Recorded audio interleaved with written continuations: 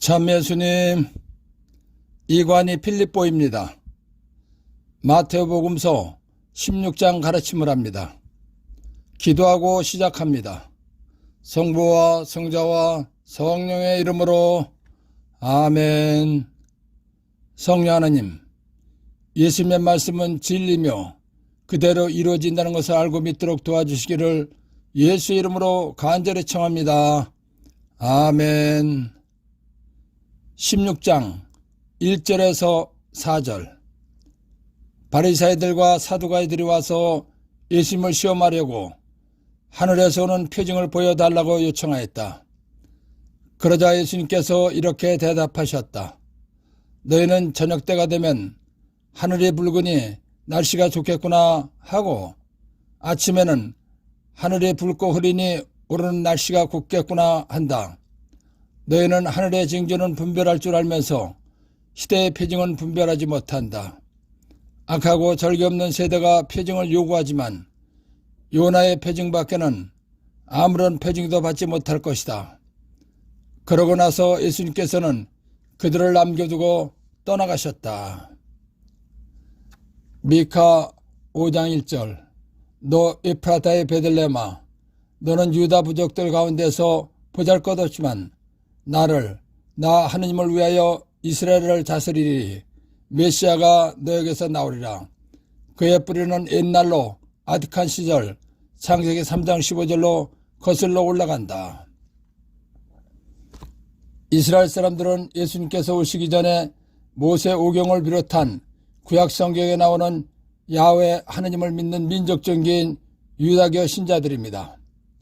바리새파나 사두가이파나 모두 성경을 연구하며 충실하게 하나님을 열심히 믿는 사람들입니다.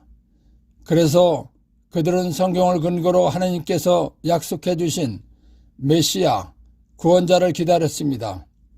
그러던 중에 미카 예언자가 메시아가 태어날 곳은 베들레헴이라고 예언을 했습니다. 그렇기 때문에 메시아는 베들레헴에서 태어난다고 믿고 있었습니다.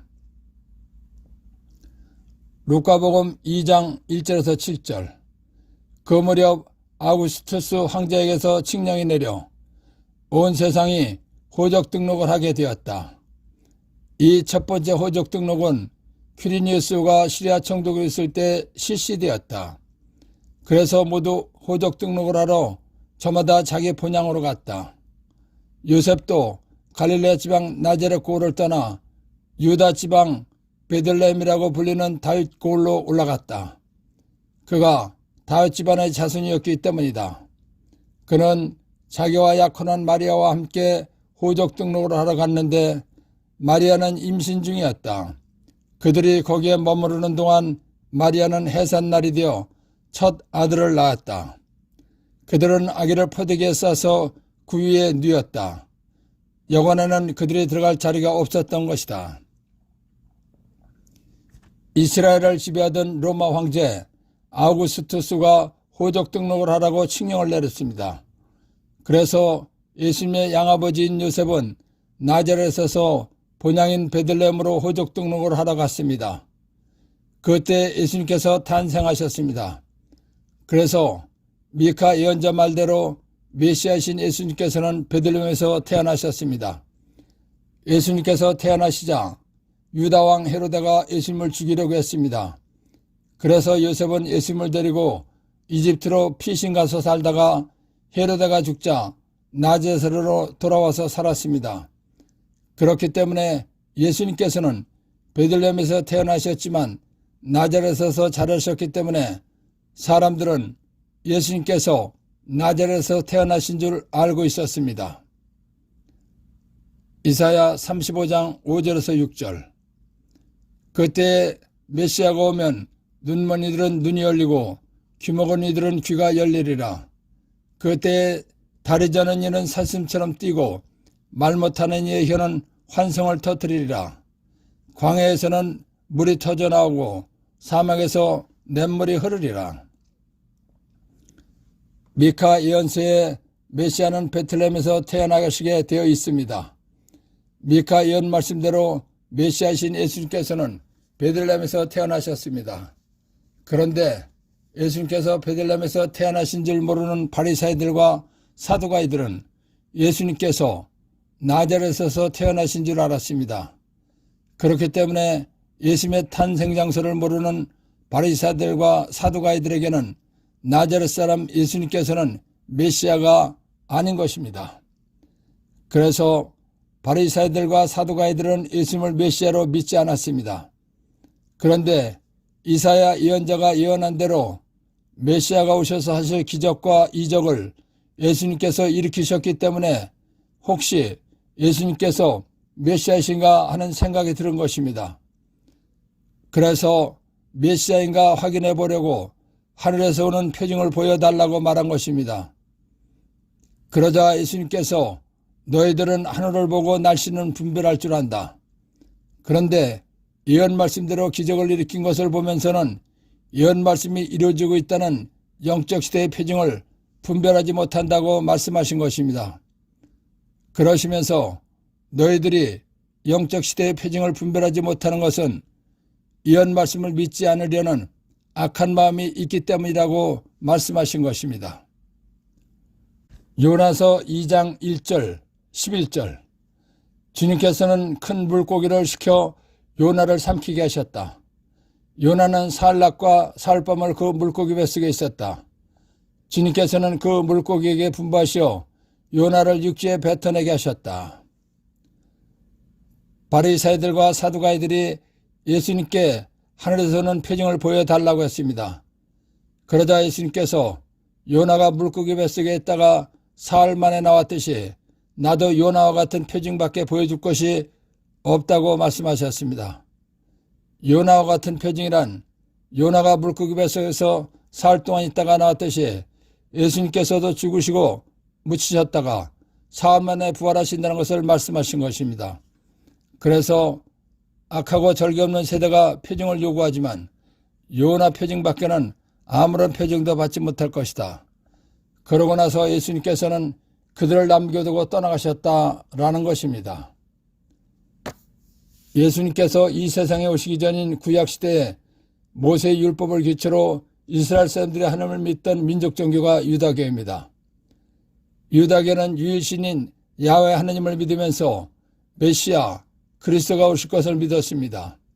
메시아가 오시면 지상 천국이 건설되리라고 믿으면서 선민의식을 강하게 갖고 있었습니다. 유다교에는 바리사이파와 사두가이파가 있습니다. 유다교라는 이름이 생긴 것은 기원전 4세기경부터입니다. 사도행전 23장 8절 사실 사두가이들은 부활도 천사도 영도 없다고 주장하고 바리사이들은 그것을 다 인정하였다. 바리사이파는 유다교의 한 파입니다. 바리사이파는 문서화된 모세오경과 토라와 죽음 이후의 영혼 불멸성, 몸의 부활, 천사 같은 영적 존재를 믿으며 구전된 전승도 모세율법의 중요한 일부로 보았습니다. 바리사이는 율법을 잘 지키는 구별된 사람이라는 것입니다. 바리사이들은 율법을 잘 지키기 때문에 스스로 의인이라고 생각하고 살았습니다. 율법을 잘 지켜 스스로 의인이라고 생각하는 바리사이들은 율법을 제대로 지키지 못하는 사람들을 죄인이라고 했습니다. 그래서 바리사이들은 율법을 잘 지키지 못하는 죄인들과는 어울리지 않았습니다. 사도행전 23장 8절 사실 사두가이들은 부활도 천사도 영도 없다고 주장하고 바리사이들은 그것을 다 인정하였다. 사두가이들은 서기 70년 제2차 예루살렘 성전이 파괴당하기 전 약 2세기 동안 번성했던 유다교 제사장 분파입니다. 그 기원과 초기 역사에 관해서 확실하게 알려진 것은 많지 않으나 이종파의 이름이나 귀족과의 밀접한 관계로 미뤄보아 솔로몬 시대의 사독과 관련이 있는 것 같습니다. 종교의식과 율법의 많은 세부 사항뿐만 아니라 유다 민족에게 준 하나님의 계시 내용과 범위에 관해서도 바리사이파와 끊임없이 대립했습니다. 사두가이파는 문서화된 모세오경, 토라 외에는 구전된 율법은 인정하지 않고 무시했습니다. 그리고 죽음 이후의 영혼 불멸성, 몸의 부활, 천사 같은 영적 존재를 부인했습니다. 사두가이파는 종교 문제에서는 보수적이었지만 부와 오만한 태도, 로마 통치자들과 타협함으로써 일반 사람들의 미움을 불러일으켰습니다. 현상 유지를 옹호한 사두가이파는 그리스도교의 출현을 크게 경계했으며 예수를 재판하고 죽이는데 모종의 역할을 했음이 분명합니다. 그들의 생활은 성전 예배와 밀접히 관련되어 있었기 때문에 로마의 티투스 군대가 예루살렘을 멸망시킨 서기 70년 후에는 사두가이파에 대한 언급이 역사에서 급속히 사라졌습니다. 예수님께서 너희는 하늘의 징조는 분별할 줄 알면서 시대의 표징은 분별하지 못한다 라고 말씀하셨습니다. 시대의 표징이란 영적 시대의 표징을 말하는 것입니다. 영적 시대란 구약 시대와 신약 시대를 말하는 것이며 구약 시대와 신약 시대의 하느님 표징 방법은 다른 것입니다. 구약 시대의 하느님 표징 방법. 탈출기 3장 10절, 18절에서 20절. 나 하느님이 이제 너를 파라오에게 보낼 터이니 내 백성 이스라엘 자손들을 이집트에서 이끌어내어라. 그러면 그들이 너의 말을 들을 것이다. 너는 이스라엘의 원로들과 함께 이집트 임금에게 가서 주 히브리인들의 하느님께서 저희에게 나타나셨습니다. 그러니 이제 저희가 광야로 사흘 길을 걸어가 주 저희 하느님께 제사를 드릴 수 있도록 허락해 주십시오 하고 말하였다. 그러나 강한 손으로 몰아세우지 않는 한 이집트 임금은 너희를 내보내지 않으려는 것을 나는 안다. 그러므로 나는 나 하느님은 손을 내뻗어 이집트에서 온갖 이적, 기이한 행적을 일으켜 그 나라를 치겠다. 그런 뒤에야 그가 너희를 내보낼 것이다. 하느님께서 모세에게 내가 하라는 대로 네가 하면 내가 나 하느님이 기적을 일으키겠다고 말씀하신 것입니다. 모세가 하느님께서 명령하신 대로 순종하자 이적과 기적, 표징이 일어났습니다. 그래서 모세가 이집트에서 종살이 하던 이스라엘 백성을 이끌고 홍해바다를 건너 가나안 땅에 가는 것입니다. 엘리야의 기적도 하느님 말씀에 순종했을 때 일어난 것입니다. 이와 같이 구약에서 하느님의 표징, 이적과 기적 방법은 하느님께서 쓰시는 사람들이 하느님께서 알려주신 대로 순종했을 때 일어난 것입니다. 그러나 그 사람들 스스로 자기의 능력으로 표징, 기적을 일으킨 일은 없습니다. 신약시대의 하느님 표징 방법. 이사야서 35장 5절에서 6절. 그때에 메시아가 오시면 눈먼 이들은 눈이 열리고 귀먹은 이들은 귀가 열리리라.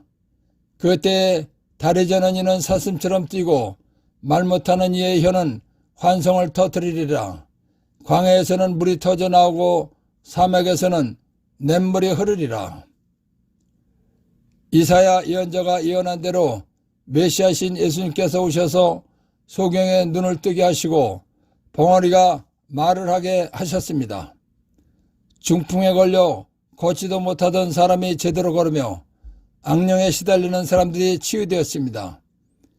풍랑을 가라앉히시고 빵의 기적을 일으키셨고 죽은 사람을 살려내시는 등 헤아릴 수 없이 많은 기적을 일으키셨습니다. 그러나 구약에 나오는 예언자들처럼 하느님께서 하라고 말씀하신 대로 순종해서 표징, 기적과 이적을 일으키신 것이 아닙니다.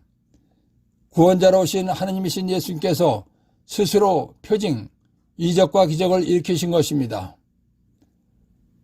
예수님께서 악하고 절개 없는 세대라는 말씀을 하셨습니다. 예수께서 말씀하신 악이란 영적으로 악한 것을 말하는 것입니다. 즉 하느님의 말씀을 믿지 않는 것을 악하다고 하는 것입니다. 절개란 사전을 보면 신념이나 신의 따위를 굽히거나 바꾸지 않는 강직한 태도를 말하는 것입니다. 그러니까 영적으로 절개가 없다는 것은 구약에서 메시아, 구세주를 보내주신다고 하신 약속 말씀을 믿지 않는 것을 말하는 것입니다. 다시 말하면 구약의 약속에 의해서 오신 메시아, 예수를 믿지 않는 것을 말하는 것입니다. 세대란 사전을 보면 같은 시대에 살면서 공통의 의식을 가지는 비슷한 연령층의 사람들을 말하는 것입니다. 그리고 부모가 속한 시대와 자녀가 속한 시대가 차이를 가지는 대략 30년의 기간을 말하는 것입니다. 그러니까 악하고 절개 없는 세대란 구약의 약속대로 오신 메시아, 예수를 믿지 않는 예수님 당시의 사람들을 말하는 것입니다. 1. 유다교. 모세의 율법을 기초로 이스라엘 사람들이 하나님을 믿던 민족 종교입니다. 유일신인 야훼 하나님을 믿으면서 메시아가 오실 것을 믿었습니다. 메시아가 오시면 지상 천국이 건설되리라고 믿으면서 선민의식을 강하게 갖고 있었습니다. 유다교에는 바리사이와 사두가이가 있습니다. 유다교라는 이름이 생긴 것은 기원전 4세기경부터입니다. 바리사이, 사도행전 23장 8절 참고. 문서화된 모세 오경과 토라와 죽음 이후의 영혼 불멸성, 몸의 부활, 천사 같은 영적 존재를 믿었으며 구전된 전승도 모세 율법의 중요한 일부로 보았습니다.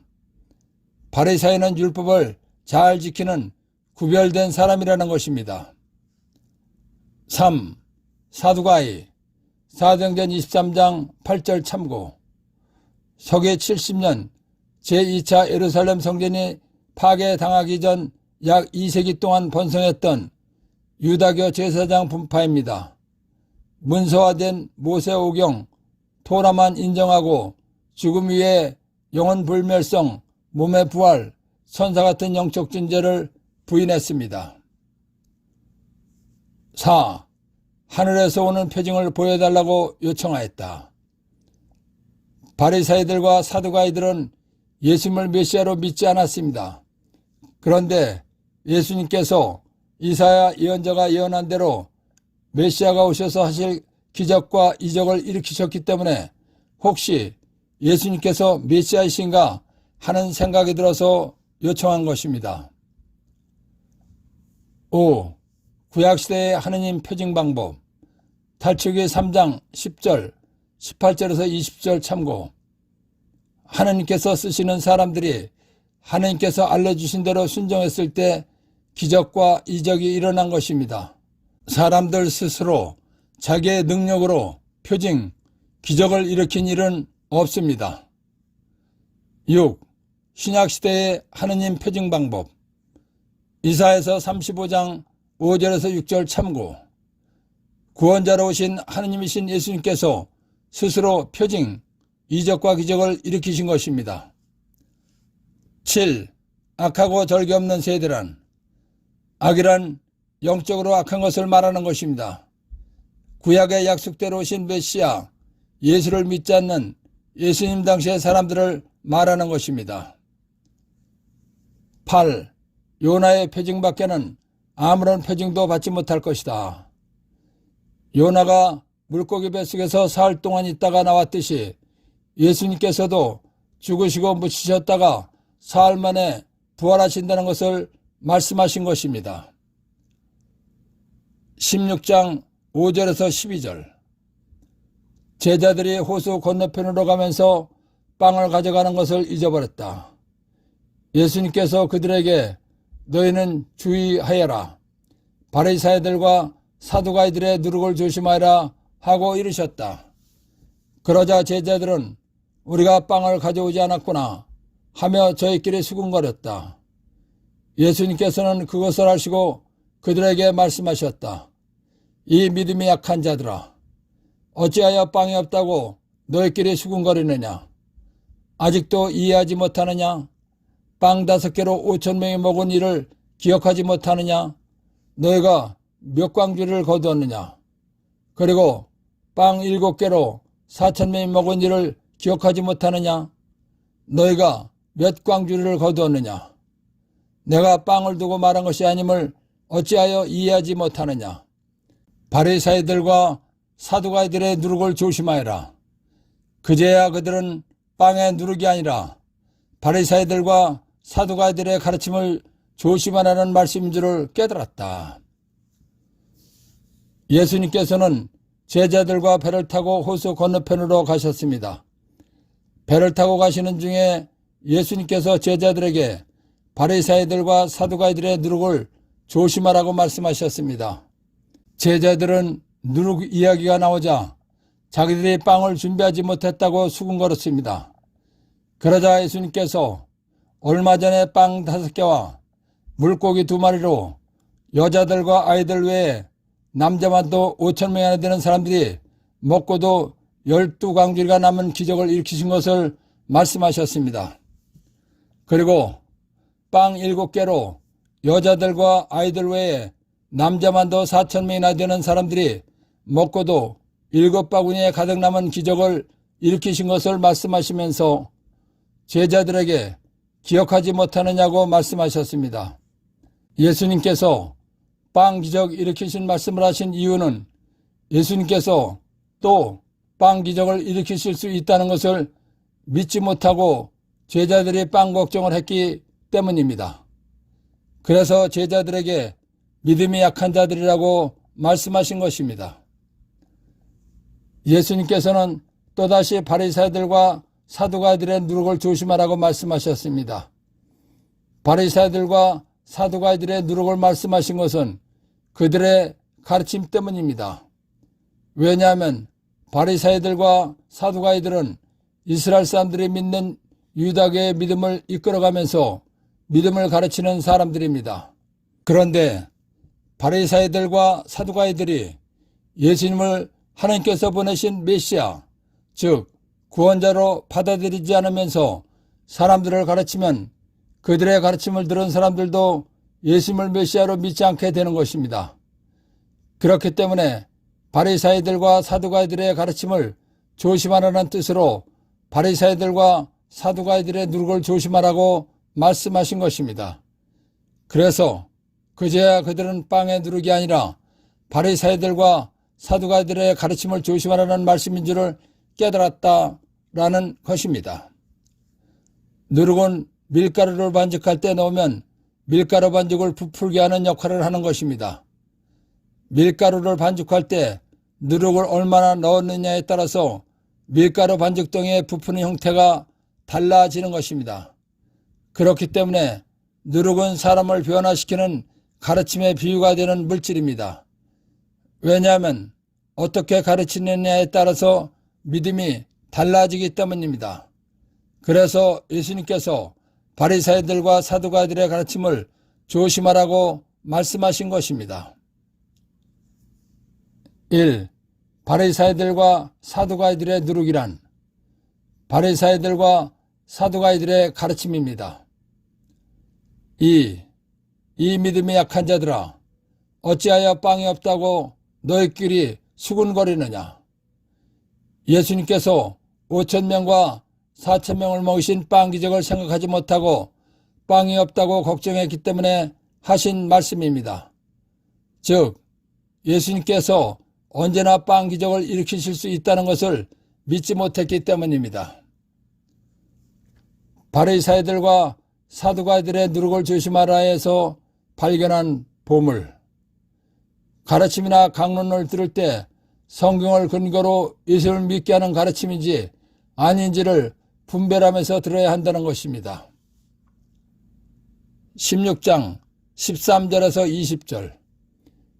예수님께서 카이사리아 필리피 지방에 다다르시자 제자들에게 사람의 아들을 누구라고 하느냐 하고 물으셨다. 제자들이 대답하였다. 세례자 요한이라고 합니다. 그러나 어떤 이들은 엘리야라고 하고 또 어떤 이들은 예레미야나 예언자 가운데 한 분이라고 합니다.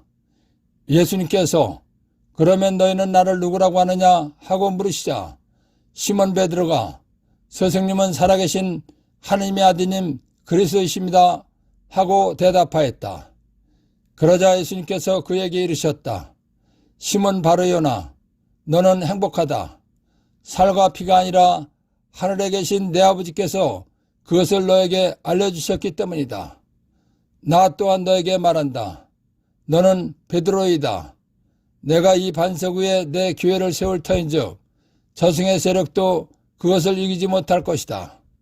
또 나는 너에게 하늘나라의 열쇠를 주겠다. 그러니 내가 무엇이든지 땅에서 매면 하늘에서도 매일 것이고 내가 무엇이든지 땅에서 풀면 하늘에서도 풀릴 것이다. 그런 다음 제자들에게 당신이 그리스도라는 것을 아무에게도 말하지 말라고 분부하셨다. 예수님께서 카이사랴 필리피 지방에 가셨을 때 제자들이 예수님을 어떻게 알고 따르는가를 듣기 원하셨습니다. 그래서 먼저 사람들이 예수님을 어떻게 알고 있느냐고 물으셨습니다. 그러자 제자들이 세례자 요한이라고 합니다 라고 말했습니다. 그런데 어떤 사람들은 엘리야라고 한다고 말했습니다.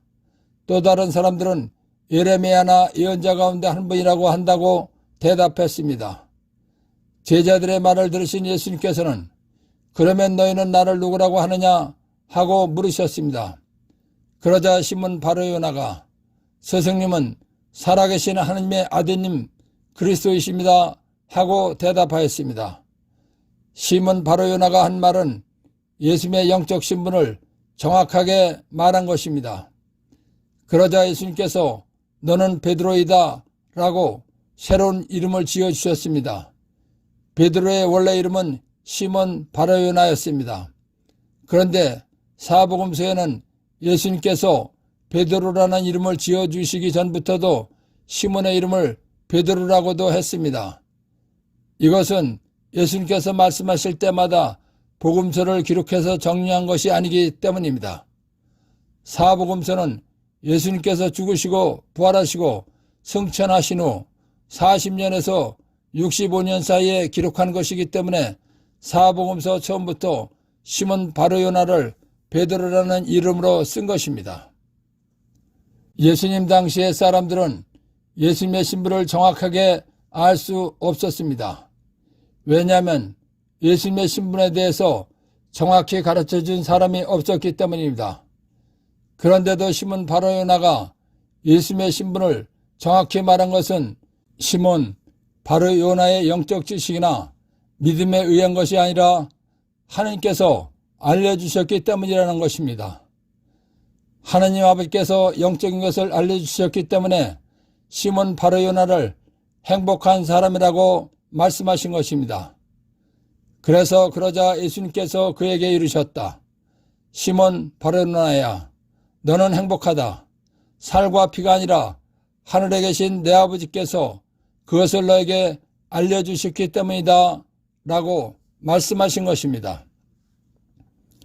베드로라는 말은 우리말로 반석이라는 것입니다. 반석이란 넓고 평평한 큰 바위를 말하는 것입니다. 집을 지을 때 넓고 평평한 큰 바위 위에 집을 지으면 기초가 튼튼하기 때문에 어떤 경우에라도 집이 무너지지 않는 것입니다. 그래서 예수님께서는 하나님께서 선택하신 베드로 위에 예수님의 교회를 세우신다고 말씀하신 것입니다. 교회란 예수님을 믿는 사람 둘 이상의 모임을 말하는 것입니다. 교회의 기초가 튼튼하면 어떠한 박해와 시련이 오더라도 꿋꿋하게 버틸 수 있는 것입니다. 그리고 저승의 세력인 마귀와 악령, 귀신들이 교회를 무너뜨리려는 여러 가지 공략에도 잘 견뎌낼 수 있는 것입니다. 예수님의 말씀대로 베드로 위에 세우신 예수교, 그리스도교, 한국에서는 천주교는 사도 시대부터 참으로 많은 박해를 받았습니다. 로마에서는 콘스탄티누스 1세 황제가 예수님 믿는 자유를 주기 전까지 약 300년 동안 참으로 심한 박해를 했습니다. 우리나라에서도 신유박해, 병인박해, 기해박해, 경신박해를 하면서 천주교인들을 아예 없애버리려고 하였습니다. 일본에서도 엄청난 박해가 있었습니다. 전 세계 어디서든지 참으로 많은 박해가 있었습니다. 지금도 박해가 있는 곳들이 있습니다. 예수님께서 세우신 교회는 저승의 세력도 이기지 못한다고 말씀하셨습니다. 이 말씀은 예수님께서 세우신 교회는 없어지지 않고 영원히 지속된다는 것입니다. 예수님의 말씀은 진리이기 때문에 예수님께서 세우신 교회는 2000년이 지난 지금까지 존재하는 것입니다. 그리고 세상 끝날까지 존재할 것입니다. 그래서 나 예수 또한 너에게 말한다. 너는 베드로이다. 내가 이 반석 위에 내 교회를 세울 터인즉 저승의 세력도 그것을 이기지 못할 것이다 라고 말씀하신 것입니다. 예수님께서는 제자들 중에서 예수님의 신분을 정확히 알도록 하나님 아버지께서 선택하신 베드로 위에 예수님을 믿는 지상교회를 예수님 믿는 사람 둘 이상의 모임을 세우셨습니다. 예수님께서 세우신 딱 하나의 교회입니다. 예수님께서는 하나님 아버지가 선택한 베드로에게 하늘나라의 열쇠를 주시겠다고 말씀하셨습니다. 하늘나라의 열쇠란 예수님께서 가지고 계셨던 지상에서의 모든 영적 권한을 말하는 것입니다. 예수님께서는 베드로에게 영적 권한을 주신 다음 내가 무엇이든지 땅에서 매면 하늘에서도 매일 것이고 내가 무엇이든지 땅에서 풀면 하늘에서도 풀릴 것이다 라고 말씀하셨습니다. 이 말씀은 예수님께서 구원 사명을 마치시고 하늘나라로 가신 다음에 교회에서 일어날 모든 문제를 결정하는 권한을 주셨다는 것입니다. 다시 말하면 교회, 예수님 믿는 사람 둘 이상의 모임에서 일어나는 영적인 모든 문제를 베드로가 결정하면 예수님께서 그대로 인정해 주신다는 것입니다. 예수님께서 가지고 계셨던 지상의 모든 영적 권한을 베드로에게 위임해 주셨다는 것은 예수님께서 세우신 교회를 예수 믿는 사람 둘 이상의 모임을 베드로에게 완전히 맡기셨다는 것입니다.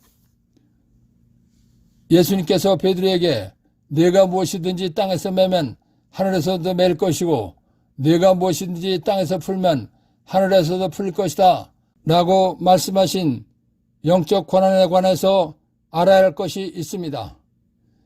예수님께서 하신 말씀은 영원히 변하지 않고 그대로 이루어지는 진리의 말씀입니다. 그렇기 때문에 예수님께서 베드로에게 주신 영적 권한으로 예수님께서 하신 말씀을 바꿀 수는 없다는 것입니다. 예수님께서 베드로에게 주신 영적 권한으로 할 수 있는 일은 예수님께서 말씀하지 않으신 일이 교회에서 일어났을 때 예수님 말씀의 뜻에 맞게 처리하라는 권한이라는 것입니다. 이것을 확실하게 알아야 오류를 범하지 않을 수 있는 것입니다. 예수님께서는 베드로에게 하늘나라의 열쇠를 주신 다음 제자들에게 예수님이 그리스도, 메시아, 구원자라는 것을 사람들에게 말하지 말라고 분부하셨습니다. 예수님께서 이 말씀을 하신 이유는 예수님께서 인류 구원을 위해서 죽으실 때가 아직 되지 않았기 때문입니다. 즉 예수님께서는 죽으실 때가 되어서 죽으셔야 하는 것입니다.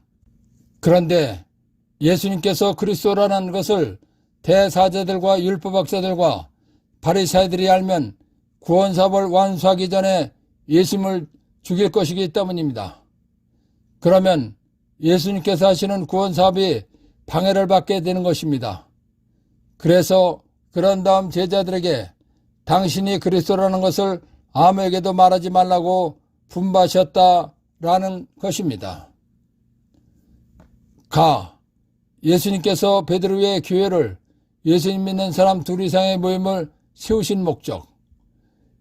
예수님께서는 하나님 아버지로부터 이 세상 모든 사람을 구원하라는 사명을 받으시고 이 세상에 오신 것입니다. 예수님께서 이 세상 모든 사람을 구원하는 방법은 이 세상 모든 사람의 죄값인 죽음을 대신해서 십자가에서 피를 흘리시고 생명을 바쳐 죽어주시는 것입니다. 예수님께서는 사람의 죄값인 죽음을 대신해서 피를 흘리시고 생명을 바쳐 죽으신 다음 부활하시고 원래 계셨던 하늘나라로 가셔야 하는 것입니다. 그러면 하나님 아버지로부터 받으셨던 구원 사명을 완수하는 것입니다. 예수님께서 구원 사명을 마치시고 아무런 대책도 세우지 않으시고 하늘나라로 가시면 예수님께서 이룩하신 구원 사업은 그냥 끝나는 것입니다. 하나님 아버지의 구원 계획은 그렇게 끝나는 것이 아닙니다. 하나님 아버지는 완전하시고 철저하시고 정확하신 분이십니다. 완전하시고 철저하시고 정확하신 하나님께서는 아들 예수님의 귀한 피로 이룩하신 구원의 은혜를 이 세상 모든 사람들이 받도록 원대한 계획을 세우신 분이십니다. 그렇기 때문에 예수님께서 구원 사명을 마치시고 하늘나라에 가시더라도 하나님 아버지께서 시작하신 구원 사업은 계속되어서 모든 사람이 구원을 받아야 하는 것입니다.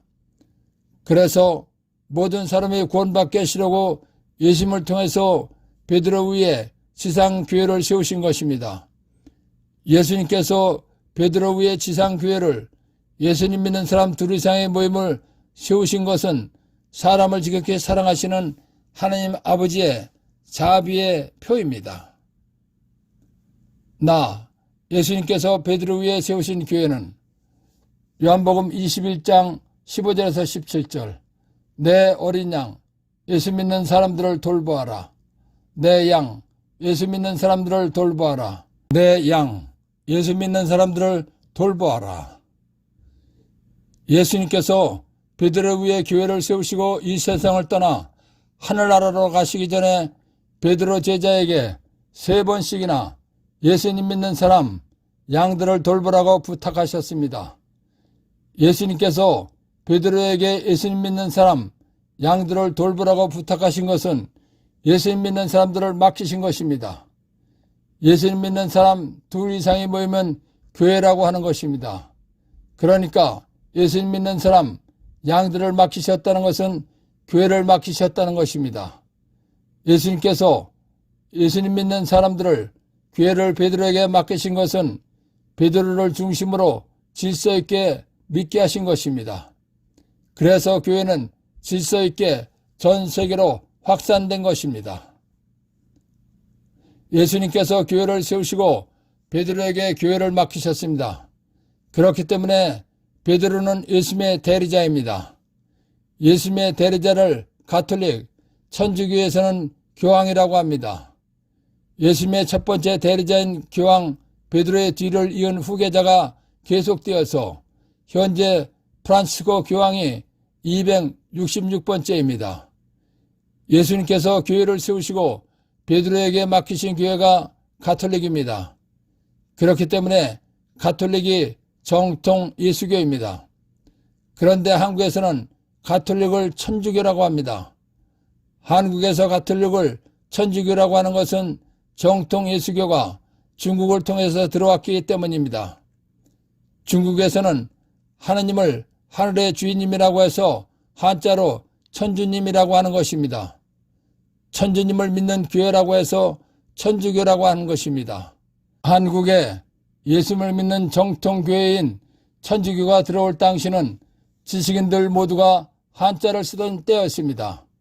그래서 자연스럽게 천주교라고 하는 것입니다. 그래서 한국에서는 예수님을 믿는 정통교회를 천주교라고 하는 것입니다. 그리고 가톨릭이라고도 하는 것입니다. 가톨릭, 일반적, 보편적이란 뜻의 그리스어에서 유래된 말입니다. 교회 초기인 교부시대에는 보편적, 공본된 이란 뜻으로 가톨릭 섭리, 가톨릭 부활이라고 했습니다. 107년경 순교한 이냐시오가 처음으로 가톨릭 교회라고 했습니다. 그 후 325년에 니차 공의회에서 만든 니차 신경에서 하나요 거룩하고 공변되고 사도로부터 전래된 교회라는 표현으로 나타났습니다.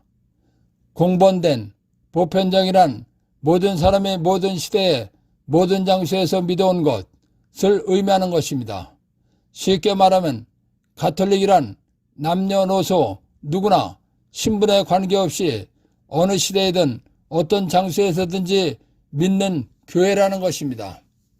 또한 사도로부터 전래되었다는 의미에서 개신교와 구별되는 로마 교황청 중심의 교회를 의미하는 말로 쓰이는 것입니다. 한국에서는 천주교가 전래된 이래 주교회의에서 천주교 또는 가톨릭교를 선택, 공인하여 공식 명칭이 된 것입니다.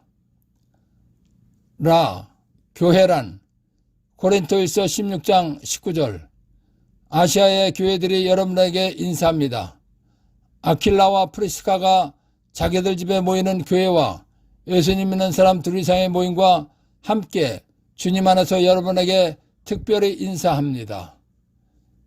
교회란 예수님 믿는 사람 둘 이상의 모임을 말하는 것입니다. 아킬라와 프리스카의 집에 예수님 믿는 사람 둘 이상이 모였기 때문에 집에 모이는 교회라고 한 것입니다. 그런데 예수님 믿는 사람 둘 이상 많은 사람들이 모이려면 장소가 있어야 합니다. 그리고 건물이 있어야 모일 수가 있는 것입니다. 그러다 보니까 믿는 사람들이 교회가 모이는 건물을 교회라고도 하는 것입니다. 천주교에서는 건물을 교회라는 말보다 성당이라는 말을 더 많이 사용합니다. 그런데 요즘은 천주교 무슨 교회라고도 합니다. 1. 사람의 아들. 사람의 아들 또는 인자는 고대 메소포타미아에서 유래한 근동 지방의 관용구로 사람으로서 또는 나 자신을 뜻하는 것입니다. 유다교와 예수님 당시 많이 사용하던 말입니다. 2. 스승님은 살아계신 하나님의 아드님 그리스도이십니다. 베드로가 예수님의 영적 신분을 정확하게 한 말입니다. 3. 그리스어입니다. 그리스도란 기름 부음 받은 자란 뜻입니다. 예수님께서 태어나신 이스라엘 말인 히브리어로는 메시아라고 하는 것입니다. 한국말로는 구세주, 구원자라고 하는 것입니다. 4. 시몬 바로요나야, 너는 행복하다. 하느님 아버지께서 베드로에게 예수님의 영적 신분을 알려주셨기 때문에 하신 말씀입니다. 5. 너는 베드로이다. 내가 이 반석 위에 내 교회를 세울 터인즉 저승의 세력도 그것을 이기지 못할 것이다. 예수님께서 세우신 교회는 없어지지 않고 영원히 지속된다는 것입니다. 예수님의 말씀은 진리이기 때문에 사도시대부터 참으로 많은 박해를 받았지만 2000년이 지난 지금까지 존재하고 있는 것이며 세상 끝날까지 존재할 것입니다. 6. 가톨릭은 천주교는 구원자이시며 심판자이신 예수님께서 세우신 단 하나의 교회입니다. 나머지 예수님을 믿는다는 교회들은 사람들이 만든 교회입니다. 7. 나는 너에게 하늘나라의 열쇠를 주겠다. 예수님께서 가지고 계셨던 지상에서의 모든 영적 권한을 주신다는 것입니다. 8. 내가 무엇이든지 땅에서 매면 하늘에서도 매일 것이고 내가 무엇이든지 땅에서 풀면 하늘에서도 풀릴 것이다. 예수님께서 구원 사명을 마치시고 하늘나라로 가신 다음에 교회에서 일어날 모든 문제를 베드로가 결정하면 예수님께서 그대로 인정해 주신다는 것입니다. 9. 제자들에게 당신이 그리스도라는 것을 아무에게도 말하지 말라고 분부하셨다. 예수님께서는 인류 구원을 위해서 죽으실 때가 되어서 죽으셔야 하는 것입니다. 그런데 예수님께서 그리스도 메시아라는 것을 대사자들과 율법학자들과 바리새인들이 알면 구원사업을 완수하기 전에 예수님을 죽일 것이기 때문입니다. 10. 예수님께서 베드로 위에 교회를 세우신 목적. 모든 사람이 구원받게 하시려고 예수님을 통해서 베드로 위에 지상교회를 세우신 것입니다. 예수님께서 베드로 위에 지상교회를 예수님 믿는 사람 둘 이상의 모임을 세우신 것은 사람을 지극히 사랑하시는 하느님 아버지의 자비의 표입니다. 11. 예수님께서 베드로 위에 세우신 교회는 요한복음 21장 15절에서 17절 참고. 예수님께서 교회를 세우시고 베드로에게 맡기신 교회는 가톨릭입니다. 가톨릭은 2000년 된 정통 예수교회입니다. 한국에서는 가톨릭을 천주교라고도 합니다. 12. 가톨릭. 107년경 순교한 이냐시오가 처음으로 가톨릭 교회라고 했습니다. 가톨릭이란 남녀노소 누구나 신분에 관계없이 어느 시대에든 어떤 장소에서든지 믿는 교회라는 것입니다. 13.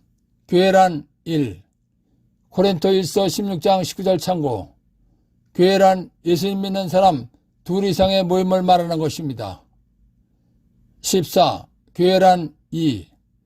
예수님 믿는 많은 사람들이 모이려면 건물이 있어야 모일 수가 있기 때문에 믿는 사람들이 모이는 건물을 교회라고도 합니다. 천주교에서는 건물을 교회라는 말보다 성당이라는 말을 더 많이 사용합니다. 요즘은 천주교 무슨 교회라고도 합니다. 베드로가 예수님을 그리스도라고 고백하다에서 발견한 보물. 예수님을 잘 믿도록 도와주시는 성령의 도움을 받아 예수님께서는 살아계신 하나님의 아들이시며 사람을 구원하러 사람으로 오셨던 하나님이십니다 라고 고백하면 우리도 예수님으로부터 하나님의 복을 받은 행복한 사람이라는 말을 듣게 된다는 것입니다. 16장 21절에서 23절. 그때부터 예수님께서는 당신이 반드시 예루살렘에 가시어 원로들과 수석사제들과 율법학자들에게 많은 고난을 받고 죽임을 당하셨다가 사한날에 되살아나셔야 한다는 것을 제자들에게 밝히기 시작하셨다. 그러자 베드로가 예수님을 꼭 붙들고 반박하기 시작하였다. 맙소사, 주님, 그런 일은 주님께 결코 일어나지 않을 것입니다. 그러나 예수님께서는 돌아서서 베드로에게 말씀하셨다. 사탄아, 내게서 물러가라. 너는 나에게 걸림돌이다. 너는 하나님의 일은 생각하지 않고 사람의 일만 생각하는구나. 마태복음 1장 21절. 마리아가 아들을 낳으리니 그 이름을 예수라고 하여라. 그분 예수께서 당신 백성을 죄에서 구원하실 것이다. 예수님께서 이 세상에 오신 목적은 사람들을 죄에서 구원하러 오신 것입니다. 예수님께서 사람을 죄에서 구원하신 다음 구원의 은혜를 사람들이 계속해서 받게 해야 하는 것입니다. 그러려면 예수님을 대신해서 하나님의 뜻과 계획을 가르칠 사람들이 필요한 것입니다. 그래서 제자들을 뽑으신 것입니다. 예수님께서는 구원사업을 함께할 제자들에게 예수님 자신이 어떤 분이신지 아느냐고 물으셨습니다. 그러자 베드로가 스승님은 살아계신 하나님의 아드님 그리스도이십니다 라고 고백했습니다. 베드로의 고백은 예수님께서는 메시아, 구원자라는 것입니다. 베드로의 고백을 들으신 예수님께서는 인간구원 사명을 성취하시기 위해서 예루살렘에 가서 순환을 당하시고 죽으셨다가 사흘 만에 부활하신다는 계획을 말씀하셨습니다. 그러자 하나님의 뜻을 모르는 베드로가 예수님께서는 그런 일을 당하시면 절대로 안 된다고 말을 했습니다. 하나님의 뜻과 계획을 모르는 베드로는 제자로서 당연히 해야 할 말을 한 것입니다. 그러나 베드로가 한 말은 사람을 구원하기 위해서 죽어주러 오신 예수님의 사명을 반대하는 말이었습니다. 하나님의 뜻에 반대되는 말을 하는 존재를 사탄이라고 하는 것입니다. 그렇기 때문에 예수님께서 베드로에게 사탄이라고 하시면서 물러가라고 말씀하신 것입니다. 예수님께서 사명대로 사람을 죄에서 구원하기 위해서 죽으셔야 되는데 베드로가 죽으시면 안 된다고 말했기 때문에 걸림돌이라고 말씀하신 것입니다. 베드로가 예수님께서 죽으시면 안 된다고 한 말은 하나님의 뜻은 생각하지 않고 사람의 생각으로 한 말입니다. 그래서 그러나 예수님께서는 돌아서서 베드로에게 말씀하셨다. 사탄아, 내게서 물러가라. 너는 나에게 걸림돌이다. 너는 하나님의 일은 생각하지 않고 사람의 일만 생각하는구나 라고 말씀하신 것입니다. 1. 사탄아, 내게서 물러가라. 너는 나에게 걸림돌이다. 사람을 구원하기 위해서 죽어주러 오신 예수님께서 순환을 당하시고 죽으신다는 말씀을 하시자 베드로가 죽으시면 안 된다고 하나님의 뜻에 반대되는 말을 했기 때문에 하신 말씀입니다. 사탄, 적대자라는 뜻으로 하나님과 대립하여 존재하는 악을 인격화하여 이르는 말입니다. 3. 너는 하나님의 일은 생각하지 않고 사람의 일만 생각하는구나. 예수님께서는 사명대로 사람을 죄에서 구원하기 위해서 죽으셔야 된다고 말씀하셨습니다. 그러자 베드로가 하나님의 뜻은 생각하지 않고 사람의 생각으로 죽으시면 안 된다고 말했기 때문에 하신 말씀입니다. 16장 24절에서 28절. 그때 예수님께서 제자들에게 말씀하셨다. 누구든지 내 뒤를 따라오려면 자신을 버리고 제 십자가를 지고 나를 따라야 한다. 정녕 자기 목숨을 구하려는 사람은 목숨을 잃을 것이고 나 때문에 자기 목숨을 잃는 사람은 목숨을 얻을 것이다. 사람이 온 세상을 얻고도 제 목숨을 잃으면 무슨 소용이 있겠느냐? 사람이 제 목숨을 무엇과 바꿀 수 있겠느냐? 사람의 아들이 아버지의 영광에 쌓여 천사들과 함께 올 터인데 그때 각자에게 그 행실대로 갚을 것이다. 내가 진실로 너에게 말한다. 여기에 서 있는 이들 가운데에는 죽기 전에 사람의 아들이 예수가 자기 나라에 오는 것을 볼 사람들이 덜어 있다. 예수님께서는 순환과 부활을 예고하신 다음 예수님을 따르는 방법에 대해서 말씀하셨습니다.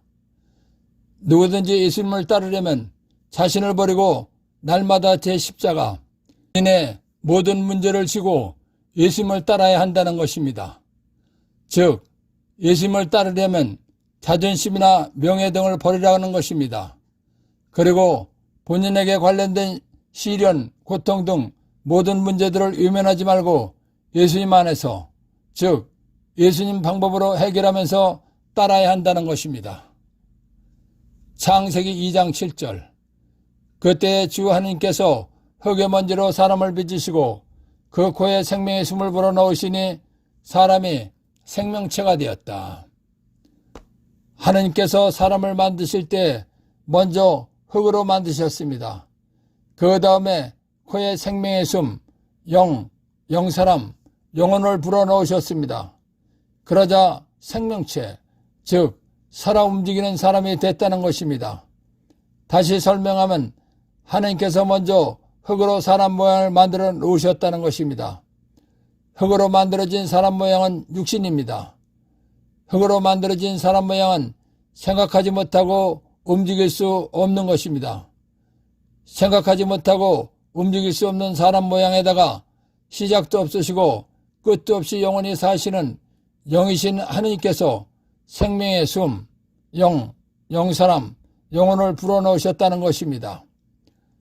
영원히 사시는 영이신 하느님께서 불어넣으신 생명의 숨은 영사람, 영혼입니다. 영원히 사는 생명의 숨인 영사람은 살아있는 존재입니다. 그렇기 때문에 흙으로 만들어진 사람 모양의 영원히 사는 생명의 숨인 영사람이 들어가자 흙으로 만들어진 사람이 살아 움직이는 존재가 되었다는 것입니다. 이와 같이 사람은 흙으로 만들어진 육신과 영원히 사시는 영이신 하느님께서 불어넣어 주신 생명의 숨인 영사람이 결합된 존재입니다. 이것을 다시 설명하면 다음과 같이 말할 수 있는 것입니다. 육신은 흙으로 만들어졌기 때문에 물질입니다. 물질은 수명이 있는 것입니다. 수명이 있다는 것은 어느 정도 살면 죽는다는 것입니다. 그렇기 때문에 육신은 임신아입니다. 그러나 영이신 하느님께서 불어넣어 주신 숨, 영사람은 물질이 아닙니다. 사람의 영사람은 시작도 끝도 없이 영원히 사시는 영이신 하느님에게서 나온 영적 존재이기 때문에 죽음이 없이 영원히 사는 것입니다. 다시 한번 쉽게 설명하면 사람은 100년 정도 사는 임신아인 육신과 영원히 사는 나인 영사람이 결합된 존재입니다. 100년 정도 사는 육신은 죽으면 흙으로 가서 썩고 끝나는 것입니다. 그런데 영원히 사는 나인 영사람은 육신이 죽으면 육신을 떠나서 영원히 사는 것입니다. 사람의 영사람은 영원히 사는데 영원히 사는 곳은 두 곳입니다. 한 곳은 예수를 믿고 살다가 죽은 사람의 영사람이 가는 영원히 행복하게 사는 하늘나라입니다. 또 한 곳은 예수를 믿지 않고 살다가 죽은 사람의 영사람이 가는 영원히 꺼지지 않고 불타는 고통스러운 지옥입니다. 그러니까 임시 나인 육신과 영원히 사는 나인 영사람 중에서 중요한 것은 영원히 사는 영사람입니다. 하느님이신 예수님께서는 이런 영적인 것을 알고 계시기 때문에 지옥에 갈 영사람을 구원하여 하늘나라에 가게 하시려고 이 세상에 오신 것입니다. 그렇기 때문에 예수님께서는 임시 나인 사람의 육신보다 영원히 사는 나인 영사람을 중요하게 생각하시는 것입니다.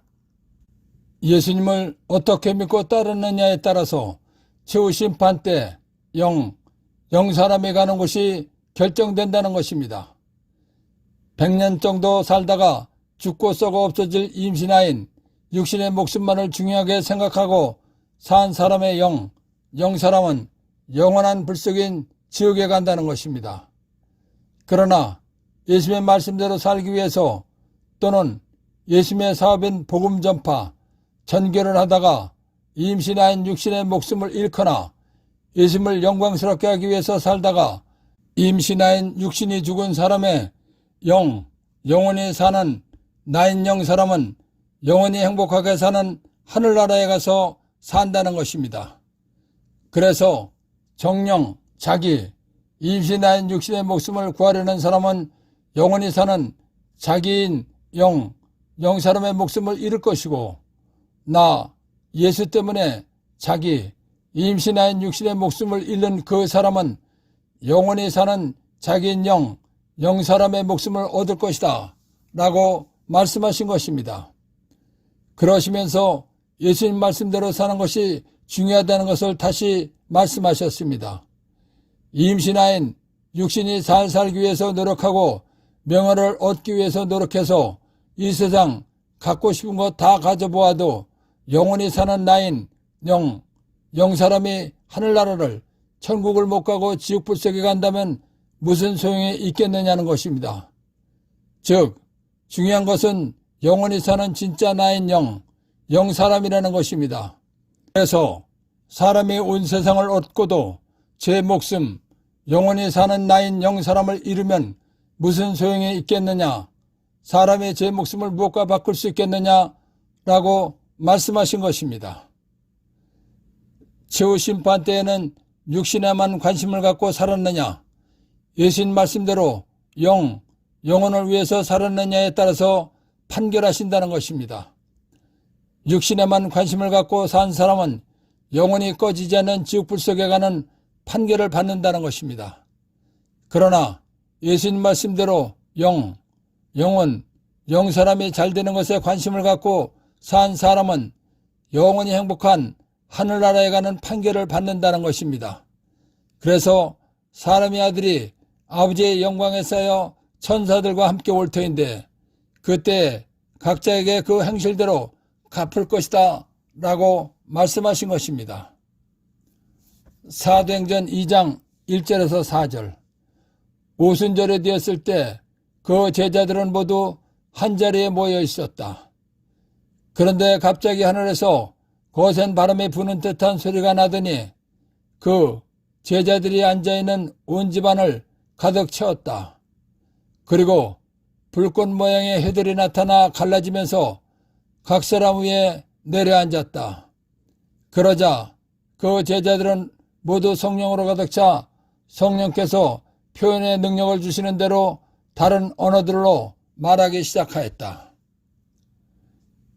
예수님께서 제자들에게 너희들이 죽기 전에 사람의 아들 예수님이 자기 나라에 오는 것을 볼 사람들이 더러 있다고 말씀하셨습니다.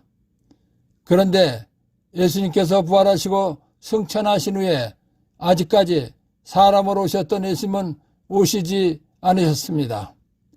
그러면 예수님께서 거짓말을 하신 것인가 하는 생각이 들 수 있는 것입니다. 그러나 예수님께서는 약속해 주신 대로 오순절날 성령으로 제자들에게 오셨습니다. 예수님께서는 우리 사람과 달리 삼위일체 하느님이시라는 것을 알아야 합니다. 삼위일체 하느님이란 성부, 성자, 성령이 한 분이시라는 것입니다. 그러니까 아버지를 예수님이라고 해도 되는 것이고 성령님을 예수님이라고 해도 되는 것입니다. 다시 말하면 아버지든 예수님이든 성령님이든 같은 분이십니다. 예수님께서 말씀하신 대로 제자들이 살아있을 때 예수님께서는 오순절날 성령으로 오신 것입니다. 그렇기 때문에 예수님께서는 제자들 가운데 죽기 전에 오신다는 약속을 지키신 것입니다. 그래서 내가 진실로 너에게 말한다. 여기에 서 있는 이들 가운데는 죽기 전에 사람의 아들이 예수가 자기 나라에 오는 것을 볼 사람들이 들어있다 라고 말씀하신 것입니다. 1. 자신을 버리고 제 십자가를 지고 나를 따라야 한다. 자존심이나 명예 등을 버리고 본인에게 관련된 시련, 고통 등 모든 문제, 십자가들을 외면하지 말고 예수님 말씀과 방법으로 해결하면서 따르라는 것입니다. 2. 정녕 자기 목숨을 구하려는 사람은 목숨을 잃을 것이고 100년 정도 살다가 죽고 썩 없어질 임신아인 육신의 목숨만을 중요하게 생각하고 산 사람의 영 사람은 영원한 불 속인 지옥에 간다는 것입니다. 3. 나 때문에 자기 목숨을 잃는 그 사람은 목숨을 얻을 것이다. 예수님 말씀대로 살기 위해서 또는 예수님 사업인 복음 전파, 전교나 예수님을 영광스럽게 하기 위해서 살다가 임신아인 육신이 죽은 사람의 영원히 사는 진짜 나인 영 사람은 영원히 행복하게 사는 하늘나라에 가서 산다는 것입니다. 4. 사람이 온 세상을 얻고도 제 목숨을 잃으면 무슨 소용이 있겠느냐.